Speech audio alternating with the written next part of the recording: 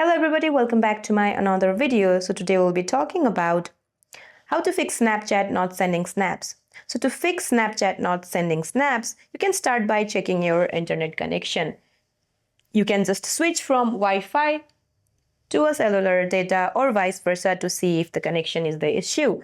Now the second what you can do is go to your Google Play Store or App Store and then search for Snapchat. And if you see an update option available here, just tap an update to get the latest version of Snapchat. Now, the next what you can do is restart or force close the app.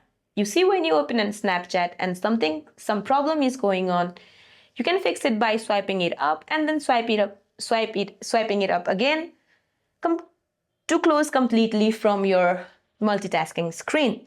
Now, the next what you can do is toggle your airplane mode on. Turn on airplane mode for 10 to 15 seconds, then turn it off to refresh your IP address. So the next what you can do is logging out of your account and then logging back in.